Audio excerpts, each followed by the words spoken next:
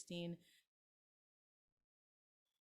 Jesus said to the disciples, "A little while, and you will no longer see me. And again, a little while, and you will see me." Then some of his disciples said to one another, "What does he mean by saying to us, 'A little while, and you'll no longer see me, and again, a little while, and you will see me, and because I am going to the Father?" They said, "What does he mean by this, 'a little while'? We do not know what he's talking about." Jesus knew that they wanted to ask him, so he said to them, "Are you discussing amongst yourselves what I meant when I said, 'A little while, and you will no longer see me, and again, a little while, and you will see me'? Very truly, I tell you, you will weep and mourn, but the world will rejoice. You will have pain, but your pain will turn to joy. When a woman is in labor, she has pain because her hour has come, but when her child is born, she no longer remembers the anguish because of the joy of having brought a human being into the world. So you have pain now, but I will see you again, and your hearts will rejoice, and no one will take your joy from you. On that day, you will ask nothing of me. Very truly, I tell you, if you ask anything of the Father in my name, he will give it to you. Until now, you have not asked for anything in my name. Ask, and you will receive, so that your joy may be complete." This is the word of the Lord. You may be seated.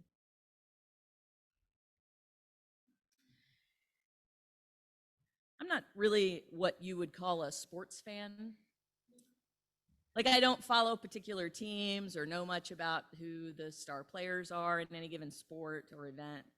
I might turn up to watch a game in a social situation, especially if there is a guarantee of good snacks. But I often feel like I don't quite know enough about the players or the rules or the rivalries to be able to keep up with the truly fanatical fans. But even so, I am a sucker for a really good sports story.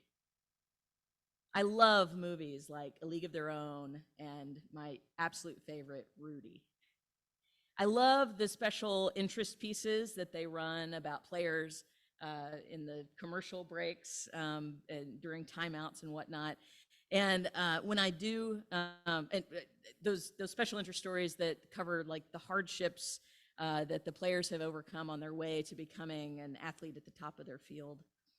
And when I do find out a little bit about some star player's story or a team's journey from being underdogs to taking the whole championship, it makes watching the actual game all the more interesting. When you get a sense of the ups and downs that have led to a particular moment, it draws you into the intrigue of the competition on the field. For instance, these days I've been following the U.S. women's national soccer team at the Women's World Cup. Now, my preparation for this season of fandom has consisted of being the very worst player on several Little League soccer teams a few decades ago and watching all 3 seasons of Ted Lasso. I feel like I know everything I need to know. But I've developed a fast loyalty to this incredible team of women, which isn't hard to do once you know a little bit about their story. In addition to being world-class athletes going for a three-peat at the World Cup, these champions have fought on the world stage for wage equality, demanding equal pay to their male counterparts on the U.S. national men's soccer team. All of their stories are marked by dedication and sacrifice in their lives, both on and off the pitch, as they have committed themselves to making the beautiful game even more beautiful for generations of young women players who follow them. And that journey has not always been easy. Whether it's in the arena of sports or the arena of fighting inequality, the arena of politics, or the arenas that we enter into in our own lives, work, family, the church, relationships, we know that where there is humanity, there are rhythms of joy and sorrow, celebration and lament, the thrill of victory and the agony of defeat. Whether it's over something as fleeting as winning and losing, or as life and death, the rhythms of joy and sorrow are our constant companions in this world. We live mostly somewhere between the two. swinging between the moments of gladness that seem to all too often hurry along before we're ready for them to go, and the seasons of despair that linger like an uninvited guest that stays around too long. Joy and sorrow are inevitable and inseparable. We flex the same muscles in experiencing both. Even though they couldn't seem more different, joy and sorrow are connected through our shouts, our weeping, our hopes, and our fears. Within tragedy, we look for silver linings. We look for the helpers, as Mr. Rogers encouraged us to do. We look for some glimpse of the divine within humanity, some point of light to focus on in the midst of the mess. Then within celebration, we are mindful, or at least we should be, of those who do not yet have a place at the table, those who still wait, and those who mourn. We remember those we have lost since last we rejoiced together. Even in the midst of the highest elation, we can doubt our own deservedness and the deservedness of others. The history of Israel, like most histories, is a story of joy and sorrow, the rhythm between the two.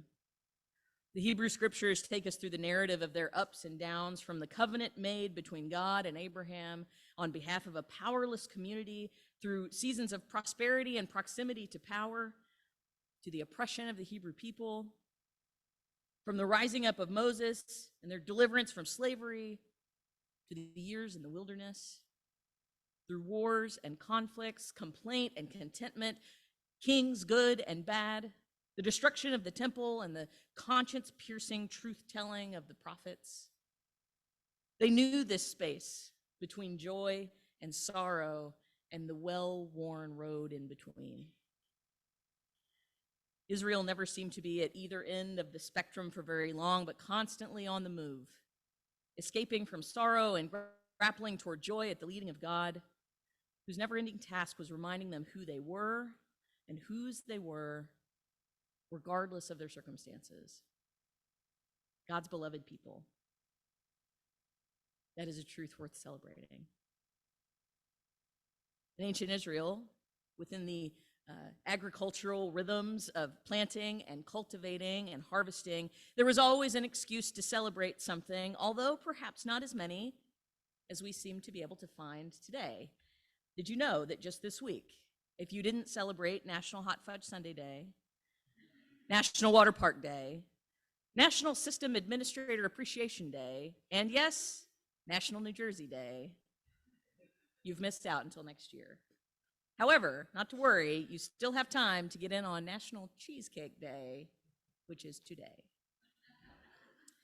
Suffice to say, the three major festivals celebrated by Israel had perhaps a little more gravitas than National Cheesecake Day or the like.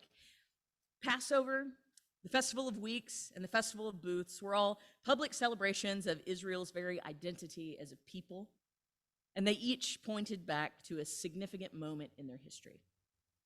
In the spring, Passover was meant to remind each new generation that God is a liberating God who brought God's people out of slavery in Egypt, the rebirth of Israel as a free people.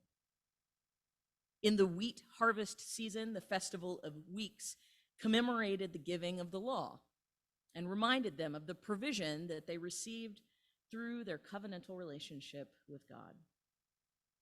And then at the end of the growing season, at the Festival of Booths, Israel remembered the Exodus, as well as the 40 years of wandering in the wilderness under Moses' leadership. These festivals marked off the cycle of birth, death, and the life and relationships built and nurtured in between. Joy, sorrow, and the space that connects them. In our own celebrations as faithful people, we follow similar patterns of remembering who we are and whose we are in this cycle of life. We rejoice over the births of babies like Winston. And at their baptisms, we're reminded of our own dependence on God, the hope of redemption, and the grace-filled potential that we each possess. We break out our dancing shoes and we raise a glass to happy couples at weddings, at the taking of vows and the beginning of covenantal relationships marked by mutual love and interconnectedness. On Christmas, we celebrate one baby in particular, brought forth in fragile form to save the world and to bring us peace. And then at Pentecost, we celebrate the giving of the Holy Spirit, who in mystery and power connects us to God and draws us together in the Holy Communion of Christ's church. Between Christmas and Pentecost, of course, our calendars bring us through Lent to Good Friday, to Holy Saturday, to times when death comes near and threatens to overtake us, times where our sorrow seems to bring any semblance of forward motion or any rhythm that might make sense to a screeching halt. And of course, moments of sorrow can't be neatly organized into the pages of a church calendar. They come at us in day and night, in hospital rooms, in heartbreak, in the trials and storms of life. Sometimes sorrow comes at us hard, using our own dreams and expectations against us. In its midst, we seem no match for it, and the light of God and our own belovedness don't always seem to break through its darkness. And Jesus knew the depth of sorrow that was coming for the disciples. In today's reading from the Gospel of John, he is at the end of a long farewell talk with them. Judas has already gone to set things in motion for Jesus' arrest. What is going to happen to him and to them was already happening. A little while and you'll no longer see me, he said, and again, a little while and you will see me.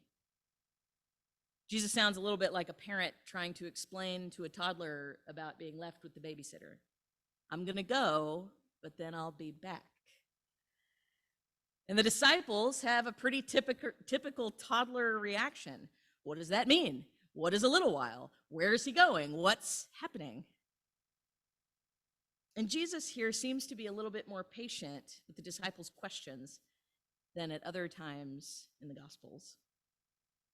There have been things along the way that he has expected them to catch on to a little more quickly, but it seems that maybe Jesus knows that this sorrow that will come with his death is a thing that they just will not be able to understand easily.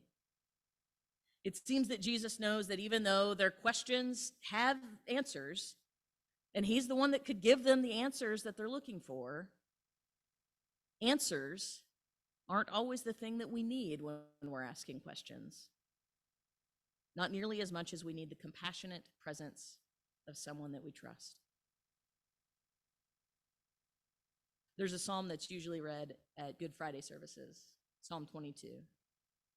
We often hear it in the voice of Jesus because he cried out its beginning lines from the cross, my God, why have you forsaken me?"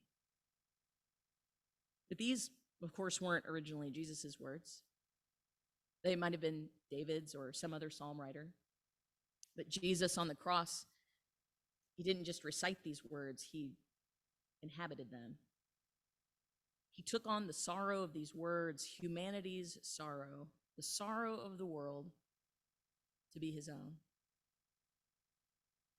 My God, why have you forsaken me? Why are you so far from helping me, from the words of my groaning? Oh my God, I cry by day, but you do not answer, and by night, but I find no rest.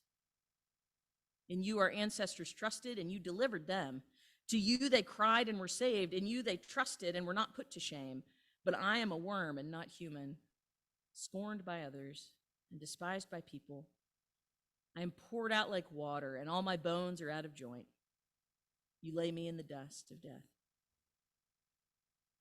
1/3 of the Psalms, although not often the ones we read in worship, are laments like this, like Psalm 22, like Psalm 13 that John read this morning.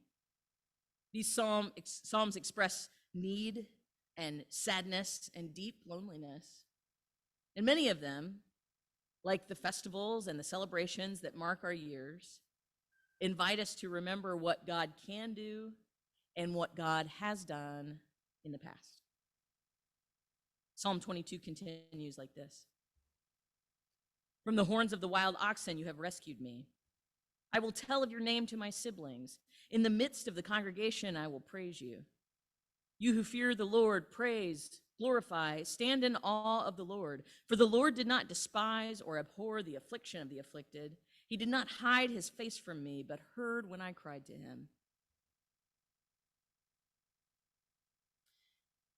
It might be easy to believe that we can only really feel close to God in the best of times.